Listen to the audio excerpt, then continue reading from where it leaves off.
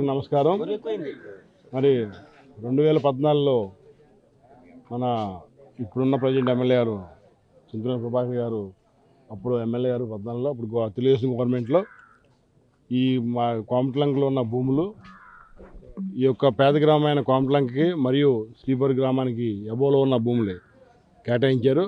ఆ కేటాయింపులో భాగంగా 2018లో ఆ గ్రామానికి ఈ గ్రామానికి సంబంధించిన చెరువులు మేము తవ్విన చెరువులు ప్రభాకర్ గారు కానీ నేను కానీ తవ్విన చెరువుల్ని ఈ యొక్క దగాకోరులు 2019లో గవర్నమెంట్ వచ్చిన తర్వాత ఈ యొక్క దగాకోరులు భూ కబ్జాదారులు ఈ అబ్బాయి కొట్టారు అబ్బాయి చౌదరి మా భూములు మేము తవ్విన భూములు లాక్కుని ఒక్క నయ్య పైసా కూడా శ్రీపూర్ గ్రామానికి కానీ కోమటలంక గ్రామానికి కానీ చెల్లించకుండా ఈ 5 సంవత్సరాలు వాళ్ళ జేబులో నింపుకుని నానా యాగం చేశారు.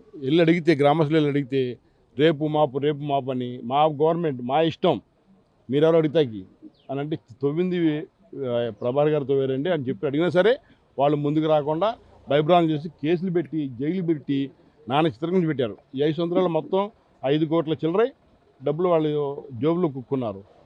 స్వయంగా నేను తవ్విన చెరువు నిమిత్తం నేను వెళ్తే నేను అడుగుతున్నానని నన్ను అక్రమ కేసులు బంధించి ఇరికించేసేసి సబ్ జైలుకి పంపించారు.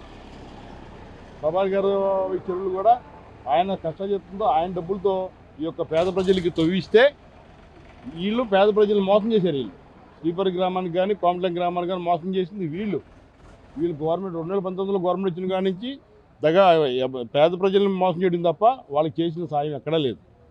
కనుక ఈ 5 సంవత్సరాల్లో వాళ్ళు దోచుకున్న డబ్బుని ఈ గ్రామాలకు ఇమ్మని మేము తవ్వించాం కాబట్టి మాకు ఇవ్వమని అవన్నీ ఎక్కించడానికి మేము ఇక్కడ ప్రతిరోజు వంట వార్పు చేస్తాము. ఇవాళే కాదు నిన్న చేసాం ఇవాళ చేసాం ఇంకా కంటిన్యూ చేస్తాం. ఇంకా మాకు ఇటువంటి సమాధానం వచ్చే వరకు ఇదే ప్రక్రియ కొనసాగుతామని కోరుచున్నాను.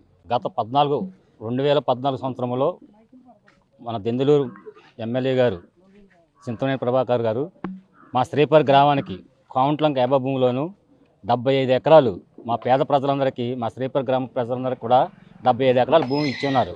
2024 వరకు మాకు లీజ్ ఇవ్వాలండి.